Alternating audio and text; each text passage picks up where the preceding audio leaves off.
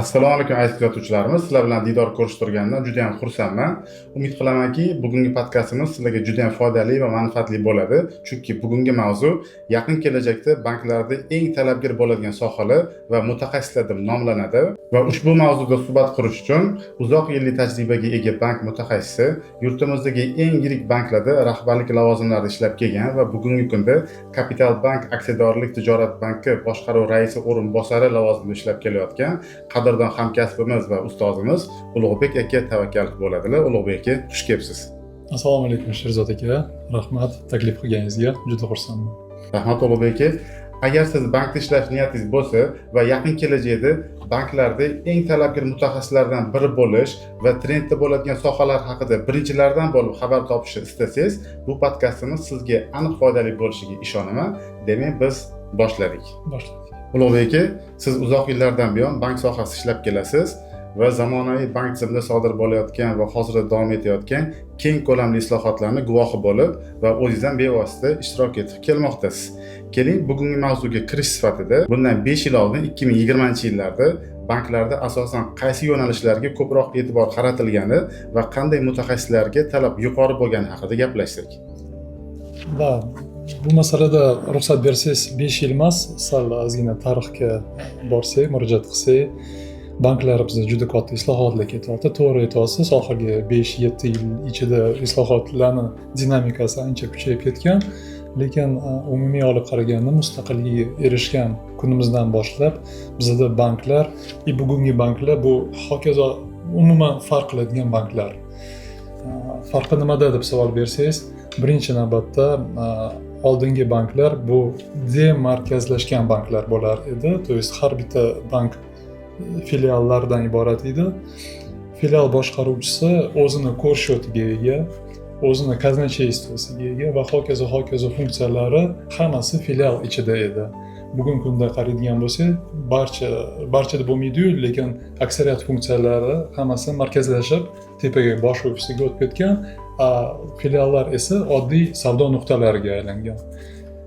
Boshqaruv nuqtai nazaridan, значит, biz tushunamizki, что boshqaruv funksiyasi markazlashgan. Но bu hammasi emas. Misol uchun pul muomalasiga qaraydigan bo'lsak, misol uchun davrlarga bo'ladigan bo'lsak, biza 2010-yilgacha bo'lgan davrni naqd pul davri deb hisoblasak bo'ladi. Hozir sal turib uni ham podrobnoroq tushuntirib beraman. 2010dan boshlab 2017-yilgacha karta to'lovlari, 2017-yildan boshlab bugungi kungacha bu уже kartasiz to'lovlarga o'tganmiz. Xuddi shunaqa farqlar, misol uchun savdo kanallarida oldin bizda savdo nuqtasi, to есть savdo qilish mijozlari bilan ishlaydigan savdoyimiz, munosabatlarimizda faqat filialda qurilardi. Hozir o'zingiz bilasiz, banklar filialdan tashqari mijozlarimiz bilan call center orqali, mobil ilovalar orqali, bankomatlar orqali murojaat qilyapti. Biz уже ko'p produktlar bo'yicha даже bankka murojaat qilmaymiz. Uydan o'tirib bemalol boshqaryapmiz.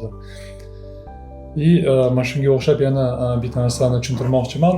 Oldin barcha bitimlar, bankdagi bo'ladigan bitimlar hisob raqamlarida aks ettiriladi. To есть kredit berdingmi, bitta hisob raqamga yozuvni kiritding, debet shuncha, kredit shuncha, biz bilamizki, что bu mijozga kredit ajratilgan.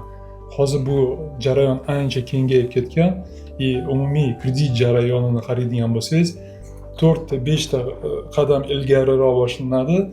Mijozlarning birinchi murojaati, mijozlarning birinchi savoli, menga mana bunaqa mashina olmoqchiman, mana kredit olmoqchiman degan kundan boshlanadi. Bu jarayon ana birinchi hisob raqamda aks ettirishgacha qancha qadam hali bor. Поэтому bu yerda bankimiz tubdan o'zgargan. Bankimiz bugun men faxrlanib aytaman, juda rivojlangan banklar. O'ziga yarasha muammo, kamchiliklar ham bor, lekin oldingi 20 yil oldingi banklarga qaraydigan bo'lsak, ancha fintech banklarga aylangan banklarimiz mavjud. Rahmat fikrlaringiz uchun. Ulug'bek aka, bekorga 5 yil oldin deb aytmadim.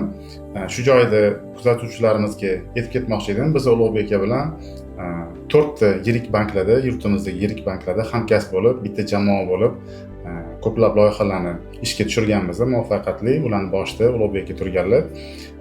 Va o'sha 2000 savolga qaytadigan bo'lsam, 2020-yillarda siz bilan o'sha banklarda ishlayotganimizda meni xotiramda qolib ketgan narsa asosiy e'tibor sotuvga qaratiladi. Ya'ni mijoz bilan munosabatlarda ko'proq mijozni foydasiga o'sha ish tezroq bitsin, sotuvlarni tezroq yo'lga qo'yishga qaratib ketilinardi va uni orqasiga o'sha back office operatsiya deymiz, back office operatsiyalari, xavfsizlik operatsiyalari meni nazarimda qanaqadir unga e'tibor sal kamroq bo'lgandek va mana bugungi kunga kelib bu narsa sekin-sekin kuchayishni boshlayapti. Shu nuqtai nazardan kelib chiqib 2020-yil atrofida ko'proq sotuvga e'tibor qaratilgan degan fikrimga qanaqa qaraysiz? Qo'shilasizmi yoki boshqacharoq fikr bildirgan bo'larsiz? Qo'shilaman, sababi o'sha paytda 5-7 yil oldin savdoga bunaqa katta e'tibor berilmas edi. Misol uchun, qancha bugun karta sotding, qancha kredit, omonat degan savolga aniq javob berilmas edi. Yana ikkinchi muammo bor edi. Bizda Chakanada 7 ta har xil bo'limlar bor edi. Bizda misol uchun bittasi UzCard sotadigan bo'lsa, unga Visa sot desangiz, yo'q, men faqat UzCard bilan shug'ullanaman derdi. Bu yoqda xalqaro pul o'tkazmalari bor edi, bu yerda valyuta ayirboshlash bor edi, bu yerda omonat bor edi. Bu hamma produktlar juda bir-biridan alohida turardi. Biz shu ishni boshlaganimizda siz eslatayotgan joyi shuni birga umumlashtirib, bir universalizatsiyalashtirib, shu ko'proq savdoga qaraydigan, mijozga qaraydigan degan tizimni qo'yish maqsadlari qo'yilgan edi. Hozir уже почти hamma banklarda bu narsa bor. To'g'ri aytib o'tdingiz. Esimda bor, bitta mijoz kelib agar plastik karta ochmoqchi bo'lsa, omonat ochmoqchi bo'lsa, agar denji period orqali pul yubormoqchi bo'lsa, 3 ta alohida bo'limda alohida очередь olib, alohida kutib ishini bitirib chiqib ketardi. Kabinet bay bo'lardi, misol uchun produkt orientirованный bank bo'lardi, klient orientirованный, то есть mijozga qaraydigan bank tizimi endi yaratilib kelmoqda. Oldin har bitta xonaga taqalatardingiz, siz yana qo'shimcha aytsangiz bo'ladi. Kassani o'zida ham 4 ta oyna bo'lardi. Bittasi faqat Munizga qarayirdi, bittasi Vashga qarayirdi, HPUga qarayirdi, yana nimadirga qarayirdi. То есть ularni o'zini ichida juda katta funksional bo'lingan edi. Buni ham siz bilan birgalikda universalizatsiya qildirib, kassa xodimlarini chakanaga o'tkazib, chakana xodimlarini kassaga o'tkazib, fikr almashib, tajriba almashib o'rgatganmiz. To'g'ri aytdingiz. 2020-yillarda asosan aytganingizdek sotuvlarni, bo'limlarni universallashtirish bilan shug'ullanilgan va o'sha aytib o'tganingizdek savdolar bitta bo'lim atrofida umumlashtirib qurishni boshlangan paytlar edi. Endi sekin-sekin vaqt o'tib, orada shu adashmasam 2022-yillardan boshlab firibgarlik juda ham kuchayishni boshladi. Ayniqsa o'sha boya aytib o'tganingizdek onlayn xizmatlar sekin-sekin rivojlanishni boshlagandan keyin firibgarliklar ham rivojlanishni boshladi.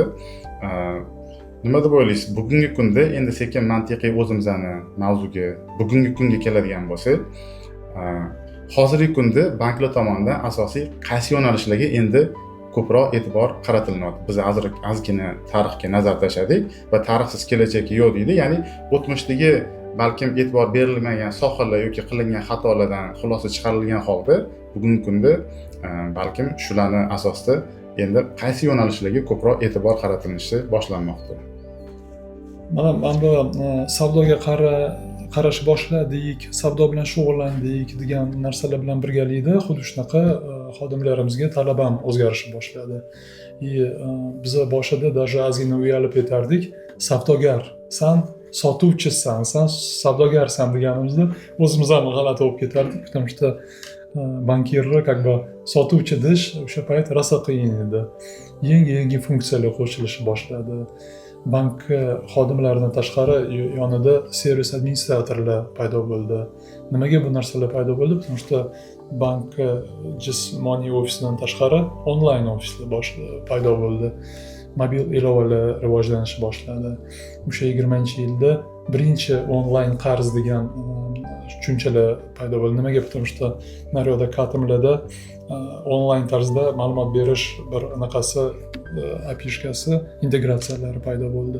Buni evaziga sizda onlayn tizimi rivojlangan sari siz birinchi navbatda savdoni o'ylaysiz. U paytda firibgarlar bo'lmas edi. U paytda ko'p odam hali bunga ishonmas edi. To есть, yo'q, men baribir kassaga boray, pulimni to'lay, menga kvitansiya kerak, men uni qayergadir tikib qo'yishim kerakman degan fikrlar bo'lardi. Hozir misol uchun odamlar kassaga bormaydi, kvitansiya esiga ham kelmaydi. Kerak emas, u kvitansiya har doim qoldig'ingizni onlayn tarzda ko'rib turasiz. Faqat agar firibgar mavzusiga qaytadigan bo'lsak, savdo ko'paygan sari bankka har xil jarayonlarda qanaqadir ochiq yopilmagan masalalar, firibgarlar bizani, mana bu misol uchun moliyaviy savodxonlik degan tushunchamiz bor. O'shani bila turib, bizda eski yondashuvga ishongan mijozlarimizga borib, o'sha onlayn tarzda yangi narsalarga kiritib pulni yechadigan bo'lib qoldi. Oddiy misol keltiraman, tushunarli bo'lishi uchun. Bizda odamlar o'ylaydiki, bankka kirmadim-ku, shaxsan qanaqadir qog'ozga qo'l qo'ymadim-ku, qanaqa meni nomimga kredit olishlari mumkin. Mana shunaqa narsalar bilan 3 yil, 4 yil oldin juda ko'p to'qnashganmiz. Потому что odamlar realno o'ylaydiki, meni bo'ynimga majburiyat qachon tushadi? Shaxsan o'zim bankka kirib qo'l qo'ysam. Onlayn mikroqarzlar chiqqan paytida уже barcha bitimlar onlaynga o'tib ketgan, akseptlash yo'nalishi bilan уже bitimlar tuzilishi boshlagan bu jarayonni уже firibgarlar bilib olgan, qo'lidan yetaklab, "Kel, men senga hozir 10 million kartochkangga tushirib beraman. Bankka kirasan, bitta kartochka olasan, plastik kartochkani, shu bilan chiqamiz. Shuni evaziga men senga kartangga 8-10 million tashlab qo'yaman" degan fikrlar bo'lgan. U ham qo'rqmay o'sha 8-10 million olganda, xayoliga ham kelmagan, что uni nomiga kredit rasmiylashtirilgan. Bu narsalardan o'tganmiz. Hozir уже bu narsaga ishonadigan odam yo'q, уже hamma bilib qoldi, что firibgarlik rivojlanib ketdi. Buni evaziga firibgarlar ham rivojlanishni boshladi. To есть bu har dogonyashka deymiz. Bu yoqda protection rivojlanyapti, risk rivojlanyapti, bu yoqda esa firibgarlarning har xil metodlari rivojlanyapti. Buni evaziga bu hech qachon to'xtamaydi deb o'ylayapman. Har doim bu yerda protectionlar kuchayaveradi. Bu yoqda ularning uslublari takomillashadi. Mutaxassislarga qaytadigan bo'lsak, bu katta mavzu. O'sha paytda mutaxassislar bu sotuvchiga aylanishni boshlagan. Buni orqasida отдельный back office rivojlanishni boshlagan. Orqada misol uchun mikroqarzlarni beryapsizmi? Demak, уже sizda raqamli risk management paydo bo'lgan. Потому что kreditni одобрение qilish uchun, unga ijobiy qaror chiqarish uchun bir nechta ma'lumotga qaraysiz. O'sha ma'lumotlarni to'g'ri tahlil, ular asosida bir scoring strategiyasini qurish, uni har doim takomillashtirish, har doim kalibrovkasini qilib yurish bu katta protsess hisoblanadi. Bu uchun обязательно raqamli risk management xodimlari kerak. Ularni yoniga data analitiklar kerak. Data analitik biz uchun mutlaqo yangi yo'nalish edi. Biz bilsak agar faqat Excel bilardik, o'sha paytlarda Excel bilasanmi, bo'ldi, ishga kirding. Hozir esa data analiz, to есть minglab raqamlarni to'g'ri tahlash, выгрузка qilish, ular asosida qanaqadir analiz qilish jarayonlari hozir yangi bir kasbni yaratgan data analitiklar, data scientistlar va hokazo kasblar.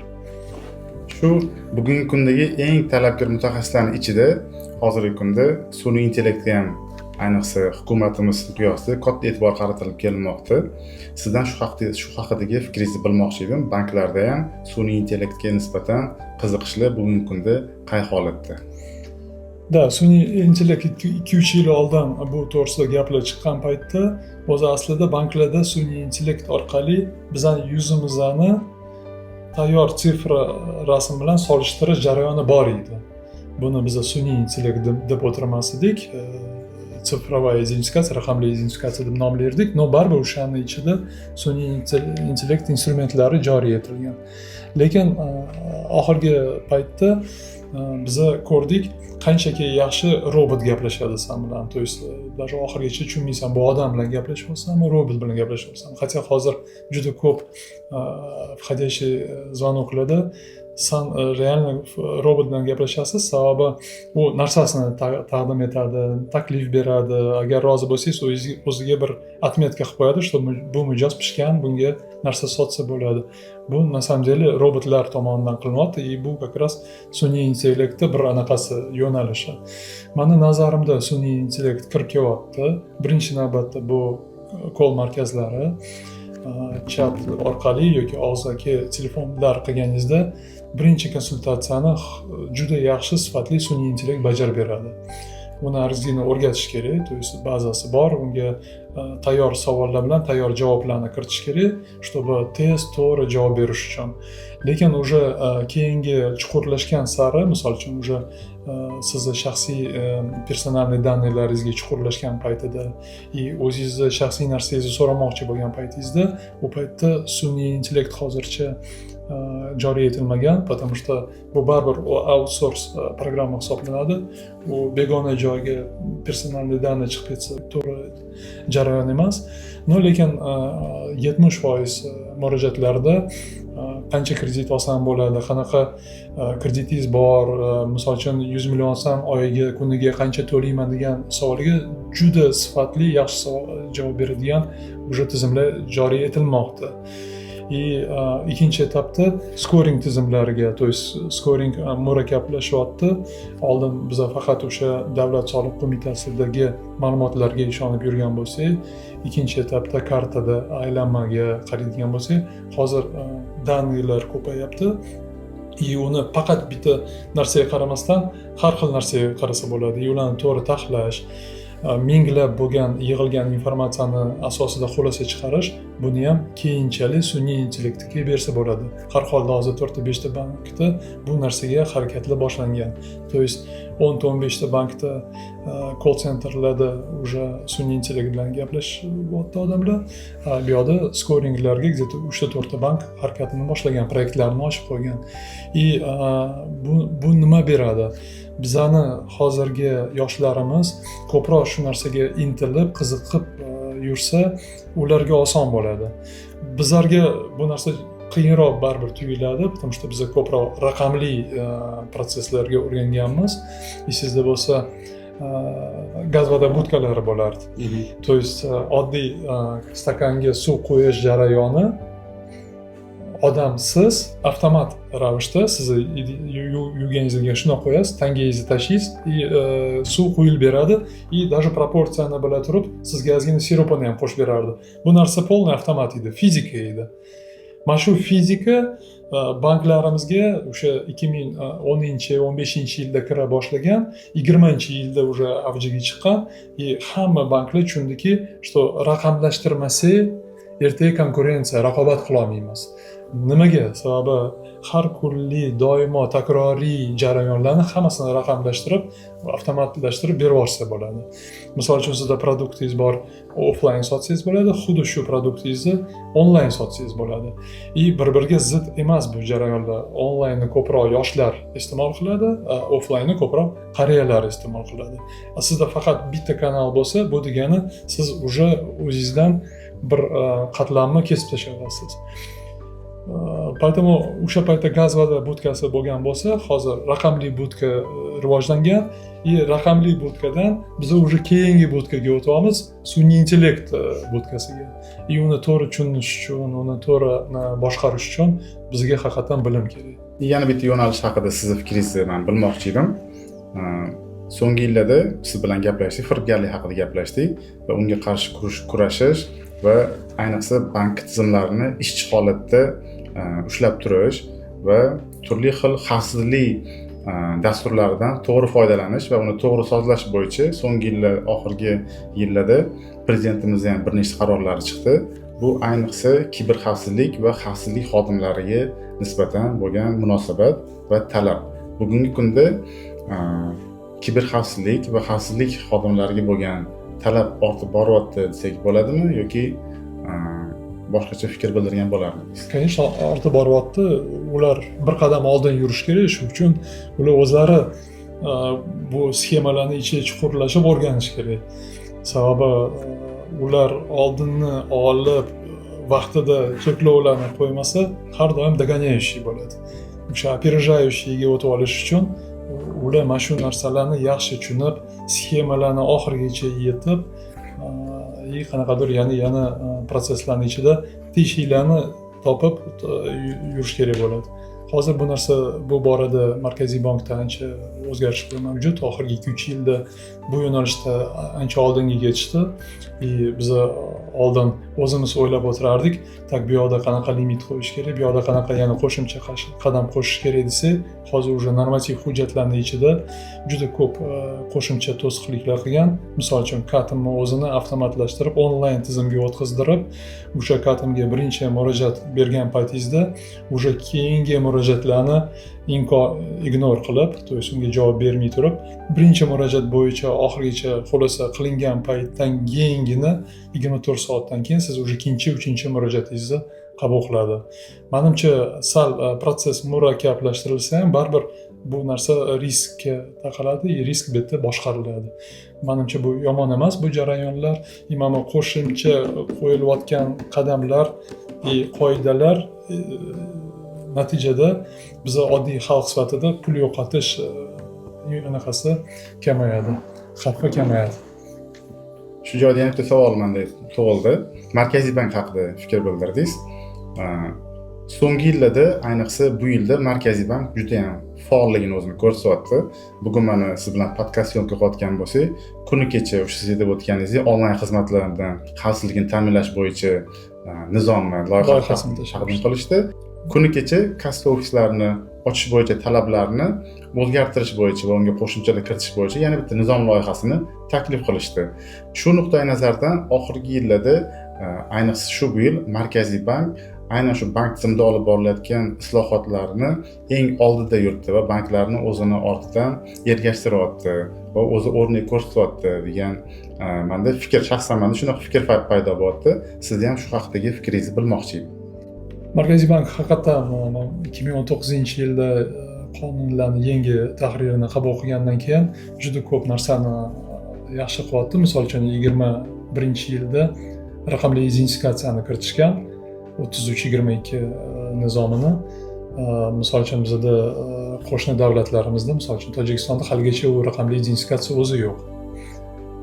Bu narsada ular juda to'g'ri oldinga qarab qadam yuritishgan. Birinchi etapda biz bu raqamli identifikatsiya haqiqatan identifikatsiya uchun ishlatganmiz. Ayniqsa kichkina banklarga bu juda katta yaxshi instrument bo'lgan. Filialingiz yo'q paytda odamlar bilan, yangi mijozlar bilan murojaat qilish uchun, muloqot qilish uchun, ularni o'zingizga jalb qilishingiz uchun bu instrument juda katta yordam bergan. Hozir mana shu instrumentni o'zini ko'proq autentifikatsiya, ya'ni keyingi qadamlarni mijozlardan ruxsat olishga ishlatyapmiz. To есть вроде начали boshladik bitta narsa uchun, va hozir уже boshqa narsa uchun ishlatyapmiz. Bu ham как раз firibgarlikni kamaytirish maqsadida. Как раз bitta sizni savolingizga qo'shilib aytaman, men ham Markaziy bank qilayotgan harakatlari to'g'ri deb baholayman, oldinga qarab qilayotganini bilaman.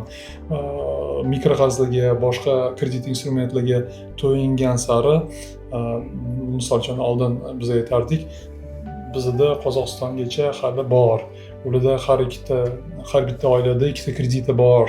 Biz hali 10 ta oilaga bitta kreditimiz bor deb yurardik 2-3 yil oldin. U paytda sezardim, Markaziy bank ham hali bunga hech qanaqa to'siqliklar, qanaqadir cheklovlar qo'ymas edi. Lekin mana shu kreditlarni yuki, qarzi oshgan sari o'sha Markaziy bank bu narsani oldini ko'ra turib, o'sha har xil cheklovlarni qo'yishni boshladi. Misol uchun banklar faqat mikroqarzlar bilan shug'ullanmasin deb, yonida portfelida boshqa mahsulotlarni ham sotsin degan fikr bildirilyapti. Firibgarlik bo'yicha ham qadamlar qo'shimcha biz e'tiroz bildirishimiz mumkin. Bu qadamlar bilan o'zi kredit ber bo'lmaydi. Ber bo'ladi, lekin o'sha осознанно, то есть olayotgan odam точно siz uni tekshirtirib, ular bilan gaplashtirib, u точно o'zi tushunayotganligini bila turib, keyin kreditingizni berasiz. To'g'ri, ozgina vaqt cho'zilishi mumkin, no natijada "Voy, men bilmay qolman, meni kreditimni men kredit olmaganman, men oldin kimgadir berib yubordim" degan narsalar уже bo'lmaydi. Ulug'bek aka, rahmat fikrlaringiz uchun. Boya suhbatimiz davomida pul aylanmasini 3 qismga bo'linganligi haqida fikr bildirgan edingiz. Shuni sal kengroq agar tushuntirib bersangiz, o'sha kelajakdagi eng talabgir bo'ladigan sohalarga o'tishimizda menimcha kuzatuvchilarimizga ancha foyda bo'lardi. Da, o'sha aytganimdek, bizda oldin faqat naqd pul edi. Bir ikkita banklar harakat qiluvdi kartalarni chiqarishga, Visa platformasida so'm kartani chiqarish harakatlari bo'lgan. No 2004-yilda misol uchun o'sha Vazirlar Mahkamasidan bitta qarori chiqqan, bu yo'nalishni muvofiqlashtiruvchi bitta hujjat paydo bo'lgan. Menimcha raqami 445 bo'lsa kerak. Shu 2004-yilgacha kartalarni aylanmasi hech qanaqa hujjat bilan muvofiqlashtirilmagan. Asosiy 99% оборот faqat o'sha naqd pulda bo'lgan. Buni 2004-yilda bu narsani paydo bo'lishida Vazirlar Mahkamasining qarori chiqishi bilan bizda yangi protsessing markazi tashkil etilgan. Bu Uzcard protsessing markazi. Ularning birinchi kartalari offline ko'rinishda bo'lgan. U paytda hali internet infrastrukturasi rivojlanmagan edi. Shuning uchun terminallar, kartalar hammasi offline edi. Uning nomi Duet edi o'sha paytda. Duet bilan odamlarga karta tarqatilgan paytda esimda bor, odamlar buni xohlamas edi. Harakat qilardi naqd pul ko'rinishida oyligini olishni. Sababi ko'chaga chiqsangiz, xarid qilmoqchi bo'lgan narsalaringiz hammasi naqd pulda sotilardi. Odamlar o'sha paytda dollarda o'ylardi, qaysidir molni narxini aytayotganingizda ko'pincha dollarda aytardi. Uyi, mashinasini va hokazo narsalarning narxini. Bu bir. Ikkinchisi maqola bor edi. Akam naqd asal, naqdni bera qoling, men ozgina pulni o'taman, tushirib beraman degan narsada bo'lardi. Rivojlanish jarayonida 2010-yillarda mana shu Duet kartalar onlayn ko'rinishiga o'tishni boshladi. Buni plus tarafi уже pul tushirish uchun bankka borib terminalga tiqish ehtiyoji qolmas edi. To есть, biz yaxshi ko'rgan SMS kelishni boshlaydi, pul tushganda, pul ketganda biz уже masofadan SMS orqali kuzatishni boshlagan edik. Bu bir. Ikkinchisi onlayn ko'rinishidagi tizim bizga yengillikni olib kelgan, terminallarimiz elektron terminalga o'tgan. To есть elektron terminallarni ishlatgan holda bizda har xil masofaviy tizimlar paydo bo'lgan. M-Bank tizimi, Click, PayMe, Paynet degan narsalar o'sha paytda vujudga kelgan. Bu paytgacha misol uchun Paynet bor edi, faqat ularning shoxobchalari naqd pul olardi va o'zini dasturiy ta'minotida sizga telefoningizni, kommunal to'lovlaringizni to'ldirib berishardi. Mana bunaqa o'zingiz mustaqil ravishda bu narsani qilish o'sha paytda imkoniyati yo'q edi. Как раз 2010-yilda onlayn karta tizimiga o'tgan paytimizda mana shunaqa imkoniyatlar paydo bo'ldi. Odamlarga rosa qiziq edi o'zingizni telefoningizni, kartangizni to'ldirishda bankka bormasdan sразу masofadan qilish imkoniyati yaratilgan edi. Baribir odamlar yaxshi ko'rardi очередlarda turib, misol uchun Subsozga kirsangiz 2015-yillarda haligacha kassani oldi 100 talab, 200 talab odamlar turardi. O'zi shaxsan kassaga borib, pulni kvitansiya olib, pulni to'lash jarayonlar bor edi. Naqdga baribir odamlar qochardi. Даже bankomatlar qo'yilgan bo'lsa ham, или kassada pul bo'lsa ham, birdaniga pulingiz tushganda birinchi navbatda naqdni olib, naqdlashtirib olardingiz. Imkon darajada naqdda ushirdiz, chunki naqdsiz to'lovlarga ishonch yo'q edi. Qachon bu ishonch paydo bo'lgan? 2017-yilda 1-sentyabrda bizda valyuta bozorini liberalizatsiya qilish bo'yicha qonunchilik chiqqan. O'sha qonunchilikka ko'ra 5-sentyabrda qora bozor yo'qotilgan.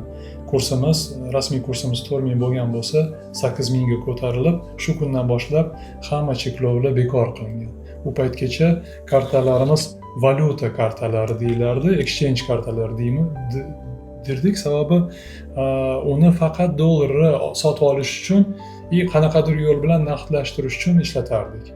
Ammo bunaqa odatiy hozirgi paytda uni xohlagan paytingizda yechish, o'tkazish, naqdlashtirish jarayonlari yo'q edi. Aynan shu 5-sentyabrdan boshlab hamma yer ochuv bozorga o'tib ketganimizdan keyin konkurensiya, to есть bizning biznesmenlar orasida konkurensiya oldin valyuta dostupi, to есть kimda shu valyutaga imkoniyati bo'lgan bo'lsa davlat kursi bo'yicha o'shalar yutardi. Bu yoqda qanaqadir bozor ham o'zgarib qoldi. Endi siz sifatiga, shu molingizni narxiga qarab savdoingizni qilardingiz, konkurensiyani qilardingiz, raqobatingizni qilardingiz. Mana shu jarayonda biz 2017-yilda alohida katta bosqich deb belgilaymiz. Biz har doim aytamiz, что bu sana bizani chakanamiz uchun bir tug'ilgan kuni, tug'ilgan yili. Nimaga? Потому что o'sha kundan boshlab ko'p banklar, ko'p fintechlar mobil ilovalarni rivojlantirishga boshlagan. Sababi o'sha naqdga qiziqish sekin kamayish boshlagan va ko'proq o'sha naqdsiz to'lovlar boshlangan. Bu jarayon haligacha ketyapti, lekin bu jarayon bilan birgalikda mana shu 20-22 paytida shu Covid kasalligi bo'lgan paytida уже yangi bosqichga o'tishni boshladik. Yangi bosqichda kontaktsiz to'lovlar, shu QR kod orqali to'lovlarga o'tishni boshlagan edik. Hozir misol uchun biz maqtanib aytsak bo'ladi, boshqa davlatlarga nisbatan bizda juda keng rivojlangan shu kontaktsiz to'lovlar. Hammamizda qo'limizda shu instrument bor. Xohlagan paytimizda даже oddiy pista olaman desangiz ham shu kartani o'zini uyda ushlab bemalol xaridingizni qilaverasiz. Bu yaxshi bosqich, yaxshi jarayon deb hisoblaymiz. Iqtisodiyotimiz ham uchun yaxshi, sababi qora bozorni dolyasi, ulushi har yili qisqarib bormoqda. Biz analiz qilganmiz, kartalarimizdan qanaqa xarajatlar qilinadi, oylik tushgandan keyin odamlar nimaga ishlatadi. Oldingi statistikada 80%, 70% pullar bankomatlar orqali naqdlashtirilgan bo'lsa, hozir bu jarayon shunchalik kamayib ketganki, naborot kartaga pul tushirish, to есть to'ldirish jarayonlari ko'payib ketgan. Bankomat o'zini statistikasini oladigan bo'lsangiz, oddiy eskicha cash out bankomatlarimiz funksiyalari уже unutilib, cash in funksiyalari ko'payishni boshlagan. Nimaga? Sababi siz nimadir xarid qilmoqchi bo'lsangiz, kartangizga pul to'ldirib xarid qilishingiz kerak. Bu uchun yo bankka borishingiz kerak очередlarida turib, yoki shu bankomatga borib kartangizni tiqib to'ldirsangiz bo'ladi. Поэтому hozir biza mafkuramiz ham xarid qilish kulturamiz o'zgarib kelyapti. Biza уже ko'proq pulni kartada saqlab, karta orqali xaridlarni qilib, xaridlarni qilish uchun har xil cashbacklarga qiziqib, shu xaridlar ko'paygan sari o'zimizga qanaqadir tarix yaratyapmiz, ertaga kreditlar olish uchun, boshqa qilish uchun qo'shimcha qanaqadir ma'lumot yig'amiz. Поэтому biz mana shu rivojlanish davrini hozir kontaktsiz qismiga o'tdik. Bu paytda hozir asosiy to'lovlar QR kod orqali ketyapti, amalga oshirilyapti. Bu hali hammasi emas. Menimcha keyingi yil уже Pay'lar kirishni boshlaydi, NFC orqali to'lovlar kirishni boshlaydi. Biz hammamiz kutayotgandek Apple Pay, Google Pay'lar kirsa, bu yerda yangi raqobat bozori boshlanadi. Uni ham yangi bosqichga bo'lsak bo'ladi. Misol uchun 2026-yil bu NFC to'lovlarni yili deb boshlasak bo'ladi.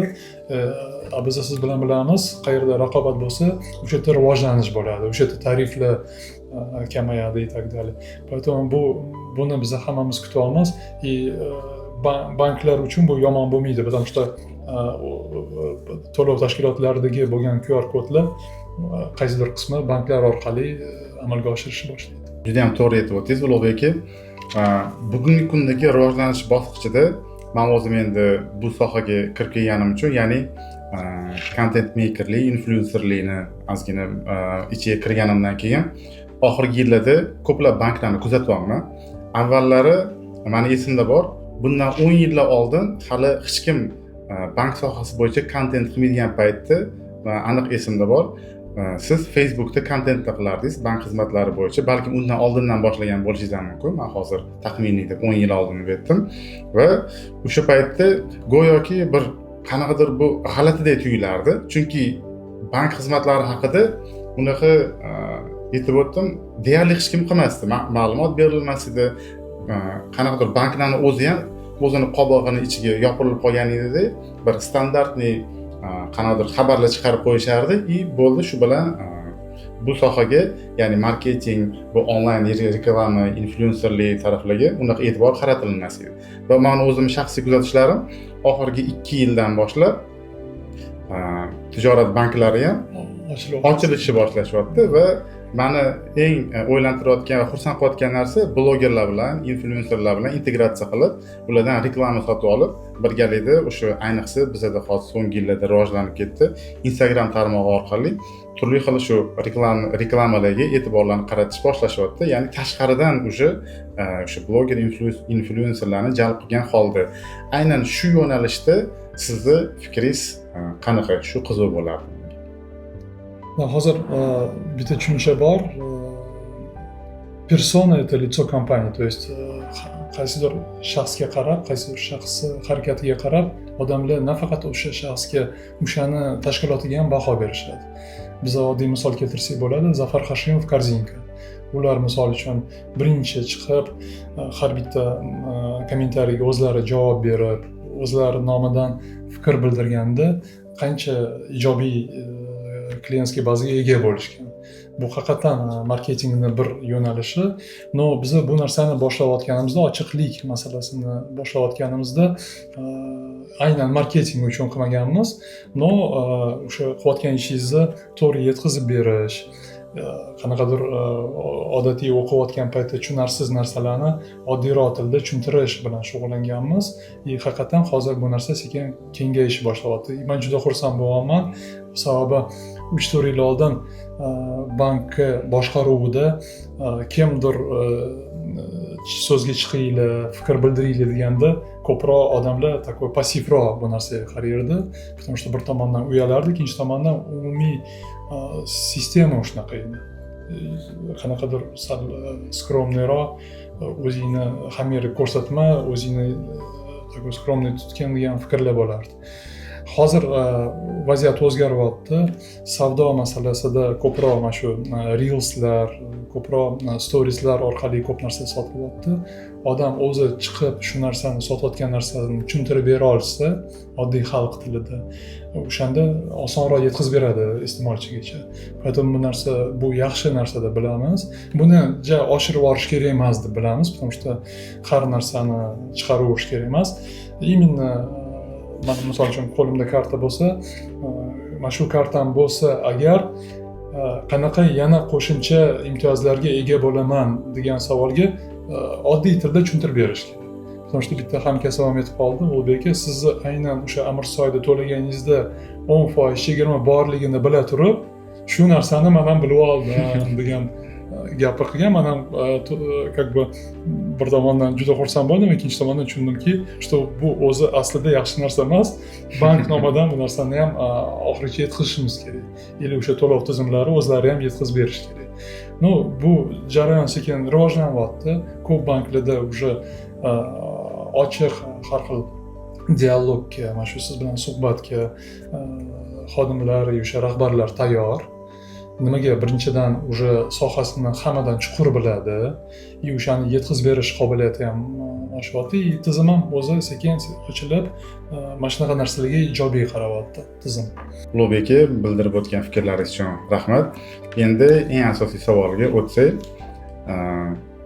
keling endi qiziq mavzu, ya'ni keyingi 5 yilda bank va to'lov tizimlarida qaysi yo'nalishdagi mutaxassislarga talab yuqori bo'ladi va qaysi sohalar asosan rivojlanib boradi? Shu haqida o'zingizni fikringizni bildirib o'tsangiz bekorga so'ramayman, chunki meni aniq esimda bor, bundan 5 yil oldin siz bizga aytgan edingiz, bundan 2 yildan keyin, ya'ni o'sha 2022-yillarda kreditchik degan nom yo'q ketadi deganingiz. Biz 2020-yillarda biz filiallarga, o'sha paytda bank filiallari aytganimizda, qanaqasiga bu kredit eng asosiy produkt-ku bankda deb juda ko'pchilik bunga ishonmagan edi. Mana vaqt o'tib hammasi onlaynga o'tib ketdi.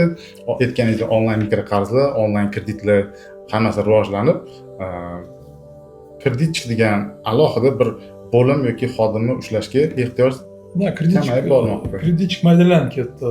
Bir qismi savdoga chiqib ketdi, bir qismi analitikka aylanib qoldi, bir qismi zalogovikka aylanib qoldi, kimdir scoring tizimiga. То есть haqiqatan kreditchik o'ta yuqori narxli mutaxassis 4-5 ta mutaxassisga bo'linib ketdi. Yaxshimi yomonmi? Bank uchun bu narsa yaxshi. Nimaga? Sababi siz bitta o'ta chuqur mutaxassis ushamay, oddiyroq mutaxassislarni, o'zini sohasini yaxshi biladigan mutaxassislarga almashtirdingiz. Mijozlar uchun yaxshimi, yomonmi? Yaxshi. Sababi siz faqat sotuvchi bilan gaplashasiz, dardingizni ayta olasiz, u sizga to'g'ri yetkazib bera oladi. U qanaqadir chuqur narsalarni biladigan odam emas, lekin sizni dardingizni bila turib, sizga shu hujjatlarni vaqtida yetkazib berib, va'da bergan muddatlarida shu narsani yetkazib bera oladi. Bizga xaridorlar uchun faqat shu narsa kerak. Hozir ham shu kadrlarga bo'lgan talab o'zgarib kelyapti. Keyingi yillarda siz ko'targan masalangiz sun'iy intellektga bo'lgan qiziqish, o'shanga bo'lgan talab kuchayib keladi. Barcha mahsulotlar raqamlangan bo'ladi. Ayniqsa hozir misol uchun chakana yo'nalishida bu narsaga уже ko'p narsa qilingan bo'lsa, bu yoqda yonida B2B segment bor, to есть yuridik shaxslarga xizmat ko'rsatish segmentida hali ko'p qiladigan narsa bor. Raqamlashtirish oladigan bo'lsak, bu segmentdan bu segmentga o'tish jarayoni bo'ladi. Umumiy olib qaraganda barcha bizdagi mahsulotlar, bank mahsulotlari sotuv kanallariga bo'ladigan bo'lsak, offlaynda ham bo'ladi, onlaynda ham bo'ladi. Men misol uchun ishonmayman, что faqat onlaynda bo'la turib, offlayn o'lib ketadi, yo'q ketadi deb o'ylamayman. Hali beri siz ko'tarayotgan 5 yil ichida offlayn bo'lib turadi deb o'ylayapman. Biz bir ikkita misollarni ko'rdik. Faqat onlayn bilan, faqat raqam bilan boshlagan banklar baribir qaysidir paytgacha kelib, o'sha offlayn tizimiga, klassik bankiga aylanib ketgan holatlarni ham kuzatib ko'ryapmiz. Shu 5 yil ichida menimcha juda ko'p jarayonlarda sun'iy intellekt bo'ladi deb hisoblayman. Sababi u haqiqatan 5 ta odam qiladigan narsani yoki 5 soat ichida qiladigan narsani juda qisqa muddat ichida qilib beryapti. O'sha tahlillarni bitta tablitsani tashlasangiz tez bo'lib, sizga уже yakuniy xulosani chiqarib beryapti. Bu jarayonlar yana olib boriladi. 5 yil ichida qaysi bank shu yo'nalishga e'tibor bermagan bo'lsa, ertaga уже raqobat qila olmaydigan bankka aylanib qolishi mumkin. Sababi siz bitta jarayonni 5 soat qilyapsiz, yoningizda turgan bank xuddi shu jarayonni 1 soatda qilyapti. Uni ishi, uni xarajatlari, kostlari ancha pastroq bo'ladi deb o'ylaymiz. Siz savolingizga qaytadigan bo'lsak, o'sha narsalarni boshqaradigan, o'sha narsalarni yaxshi tushunadigan xodimlarga talab oshib boraveradi. Qo'shimcha qilib islomiy moliya haqida ham aytib keting, chunki qonun qabul qilindi. Islomiy moliya bo'yicha birinchi упражнение, то есть birinchi mashg'ulotni kichik qanaqa info deymiz, kichik moliya institutlarida bu narsani ishlatib ko'rdik. То есть 1 yil, 2 yil oldin shu infolar uchun chiqarilgan paytda ular bu narsani yo'lga qo'yishdi. Bu упражнение ijobiy deb baholanib, уже banklarga o'tkazilyapti. Oliy Majlisda qabul qilinish jarayoni ketyapti. Buni evaziga ikkita litsenziya bo'ladi. Klassik bank, odatiy klassik bank, islom litsenziyasi bo'ladi. Bu narsa degani bitta bank ikkita litsenziyaga ega bo'lishi mumkin, yoki faqat shu islom litsenziyasiga ega bo'lib, faqat o'sha islom yo'nalishida ishlaydigan bo'ladi deb o'ylayapmiz. Bizani Markaziy bankimizning rais o'rinbosarlari Abrorxo'ja To'rdaliyev fikrlariga ko'ra 2030-yilgacha O'zbekistonda kamida 10 ta islom bank bo'ladi degan fikr bildiryaptilar. Men bu fikrlarga qo'shilaman, sababi qayerda ehtiyoj bo'lsa, o'sha yerda taklif ham bo'ladi. Bizda xalqimiz shunga ehtiyoj bildirishyapti. Bu degani, bu bozor degani, bu bozorga ular so'rayotgan mahsulotini yetkazish, o'sha narsani to'g'ri yo'lga qo'yish jarayoni ketish kerak deb o'ylayman. Demak, yaqin 5 yillik ichida shu islom moliyasi bo'yicha mahsulotlarni ishlab chiqaradigan, buni amaliyotga tatbiq qiladigan mutaxassislarga ham talab ancha ortadi banklarda. Даже muddatini qisqartirib ham qo'yavering, потому что bizda boshida aytdim-ku, rivojlanish dinamikasi ancha mamlaqa ketyapmiz. Buni evaziga 5 yil gorizont emas, 1 yil, 2 yil gorizontini ham qo'ysangiz bo'ladi. Islom yo'nalishini tushunadigan mutaxassisga ham ehtiyoj ham paydo bo'ladi. Hozir ham уже paydo bo'lgan. Ulug'bek aka, rahmat. Tarixdan boshladik, hozirgi trend sohalar, yo'nalishlar haqida gaplashdik va yaqin 5 yillikda qaysi yo'nalishlarda asosan banklarda rivojlanishi, qaysi yo'nalishlarda rivojlanishi va qaysi sohadagi mutaxassislarga talab yuqori bo'lishi haqida siz bilan yaxshi suhbat qildik. Endi suhbatimizni yoshlar qismiga o'tsak, hozirda bankka ishga kirish niyatida bo'lgan yoshlar, ayniqsa talabalar juda ham ko'p va mana bizning kuzatuvchilarimiz orasida ham bu juda ham soni bo'yicha ko'pchilik tashkil qiladi va shularga keling, siz mana ancha yildan beri bankda ishlaysiz, uzoq yillik tajribaga egasiz, o'zingizni bir maslahatlaringiz bilan bo'lishib o'tsangiz. Birinchi beradigan savolim Ulug'bek, bankda karyerani filialda boshlagan yaxshimi yoki bosh ofisdami va nega? Menimcha past pog'onadan boshlash kerak. Har kim general bo'lmoqchi bo'lsa ham soldatdan boshlash kerak. O'shanda o'zini qotgan ishini chuqur bilib, o'shani muammolarini yig'ib, tepaga ko'tarilgan sari shu muammolarni hal qila oladigan, bartaraf eta oladigan odamga aylanadi. Srazu tepaga bosh ofisga olib kelib qo'ysangiz, u pastda nima bo'layotganini oxirigacha tushunmaydi. Ming marta borib o'sha yerda aylanib yursa ham tushunmaydi. Поэтому siz savolingizga javob обязательно filialdan boshlash kerak. Eng oddiy pog'onadan boshlab, sekin-sekin o'sib borsa bo'ladi. Shu pastdagi muammolarni ko'rib, siz aytganingizdek, bosh ofisga o'tganda shu muammolarni hal qilib yechim izlaydigan mutaxassislar bo'lib shakllanadi. Da, filial misol uchun qanaqadir muammolarni olib chiqayotganda siz o'sha narsani уже bilasiz. O'shani yechimini topishiga sizda уже tajriba amaliyotlaringiz bor. Rahmat. Keyingi savolim, ko'pchilik yozadi, bankka suhbatga borganda nimalarga tayinlanib borgan yaxshi, nimalarni o'qib olish kerak yoki qanaqa ma'lumotlarga ega bo'lib borgan yaxshi deb savol beradi. Shu haqida ham siz fikringizni bilmoqchi edim. Studentlar, talabalar birinchi navbatda o'qish kerak. O'qiyotgan yurtlarida o'qish kerak. Sababi men ahamiyat berdim, hozir bitta oliygohda shanba kunlari seminarlar o'tkazib turaman. Sezimki, odam o'qigisi kelmaydi. Ular faqat shu vaqt o'tsa, tezroq tanaffus bo'lsa, o'shanda chiqib ketsam deb o'ylaydi.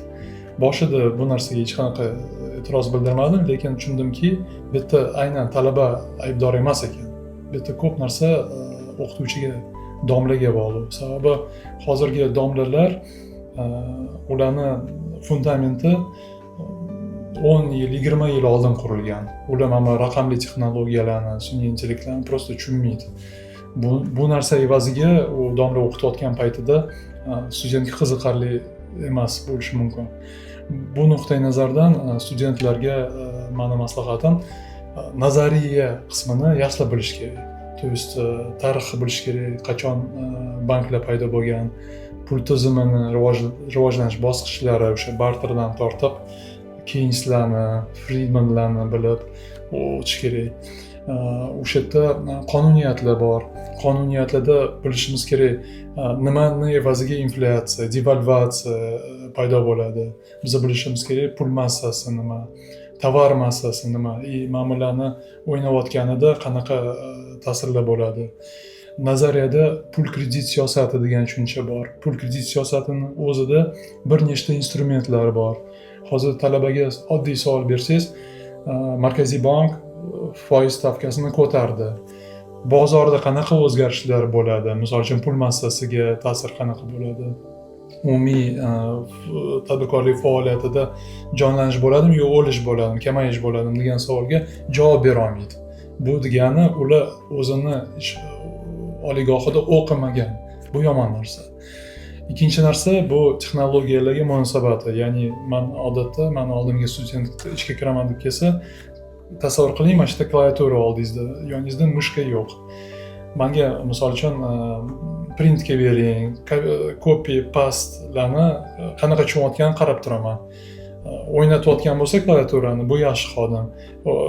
Tushunmayotgan bo'lsa, qayerda qanaqa klavisha joylashgani, bu yomon xodim.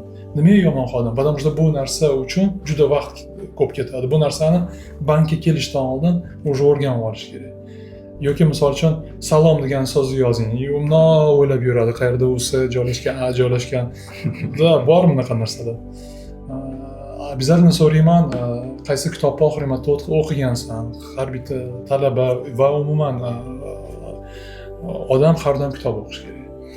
Men ham kitob o'qiyman, siz ham kitob o'qisangiz kerak, hamma kitob o'qish kerak. Sababi siz yangilatib olasiz ma'lumotingizni. Biznes kitob o'qiydigan bo'lsangiz yoki misol uchun adabiy kitob o'qiydigan bo'lsangiz, sizda dunyo qarashingiz rivojlanadi. Kengroq dunyoni sezasiz. Bularni hozir studentlar qilyaptimi yo'qmi so'raganingizda qanaqa kitob o'qigansiz сразу dudulanib qoladi. Поэтому birinchidan ofis programmalarini yaxshi bilish kerak. Ochiq bo'lish kerak. Instagramlari hammasi bo'lsa, bu yaxshi narsa deb hisoblanadi. Oldin boshqacha hisoblangan bo'lsa, hozir bu yaxshi. O'qiyotgan oliygohida nazariyaga kattaroq e'tibor berish kerak.